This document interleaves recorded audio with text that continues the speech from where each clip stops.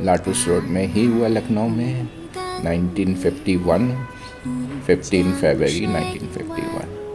तब से मैं यहीं पर। मेरी बेसिक एजुकेशन लखनऊ यूनिवर्सिटी में हुई। मैं यहीं का ग्रेजुएट हूँ। मेरे बच्चे सब यहीं पर पढ़े हैं, लॉरेटो कॉन्वेंट के।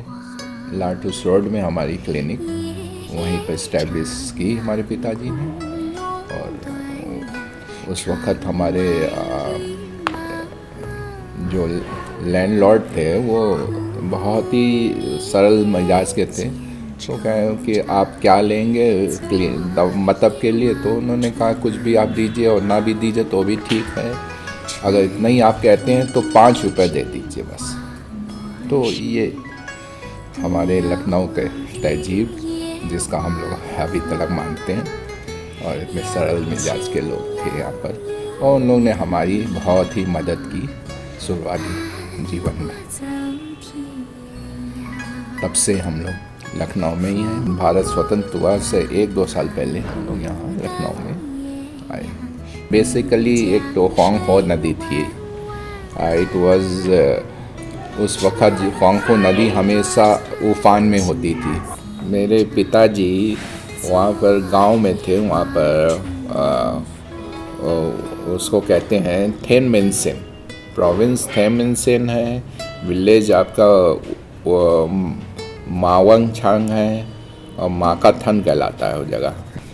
तो उस वक़्त होंगहो नदी बहुत उफान में होती थी, तो हर साल वो पूरे गांव को चपेट में ले लेता। तो हमारे पिताजी जो है फार्मर्स थे, वहाँ के किसान थे। हमारे माताजी का भी गांव बगली में था, एक नदी के उस पार में। तो वो उनका काफ़ी वो जमींदार थे, और वो लोग ईंटों का भट्टा, उस वक़्त ईंटें बनाते थे, उसका भट्टा होता था। तो पिताजी उसी सिलसिले में बर्मा आए।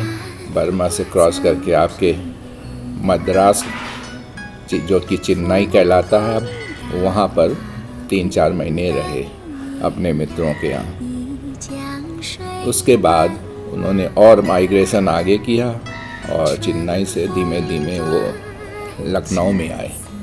लखनऊ में आके उन्होंने यहीं सेट कर लिया, और उन्होंने यहीं क्लिनिक बनाई, जो आपके वो स्वतंत्रता से 2 साल पहले यहीं सेट हो गए।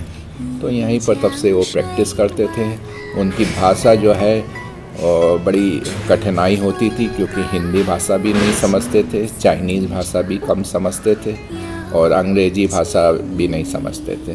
तो हमारे शुरुआती जीवन में ये विज्ञान कॉलेज का बहुत महत्व है। But they are very friendly. यही एक वजह थी जो हम लोग लखनऊ में इनके पेरेंट्स जो है लखनऊ में ही रुक गए, क्योंकि यहाँ का प्यार, यहाँ का इतना अपनापन मिला कि हम लोग बाहर हो के भी हम लोग को ऐसा नहीं लगता था कि हम लोग बाहर के हैं। बहुत हेल्पफुल थे हर चीज़ में। और फिर धीरे धीरे हम लोग का प्रोफेशन डेंटिस्ट हो गया, और धीरे धीरे टाइम बीतता गया, सफ़र यहाँ तक पहुँच गया। कैसे पहुँच गया पता नहीं चला। क्रिसमस का सेलिब्रेशन तो समझ लीजिए 1 मंथ बिफोर स्टार्ट हो जाता है। वेदर बहुत अच्छा होता है, प्लस उसमें केक वगैरह सब बेक करते हैं हम लोग, तो 1 महीने से पहले से ही उसकी तैयारी में लग जाते हैं। तो बच्चों के लिए गिफ्ट खरीदना, उनके लिए मार्केट जाना, फ्रेंड्स लोग आते हैं, उन लोग को घर में पार्टी करते हैं। 24 मिडनाइट को हम लोग चर्च जाते हैं, वहाँ मिडनाइट मास अटेंड करने के बाद फिर हम लोग घर आते हैं। घर आते हैं तो फिर सोते हैं, फिर नेक्स्ट डे फिर हम लोग का होता है कि फिर हम लोग 10 o'clock हम लोग जाते हैं चर्च।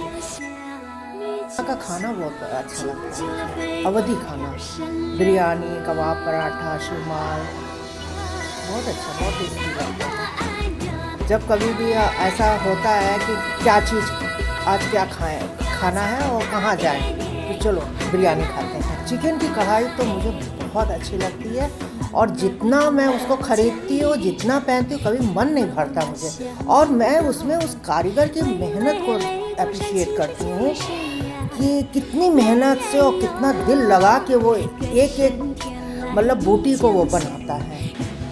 लखनऊ में सबसे ज़्यादा अच्छा तो उनका खाना अच्छा लगता है। लखनऊ से आप अगर बाहर जाते हैं तो अब लखनऊ का खाना और लोग जो ओरिजिनली लखनऊ के, बस एक जगह आप पकड़ लो, वहाँ पर बैठ जाओ, जो आपकी फेवरेट चीज़ है खाने को वो आप रख लो और बस खाते रहो और आप ऑब्जर्व करो पूरा इन्वायरमेंट। आप ये चीज़ देखोगे कि it is so funny, you will be laughing all day.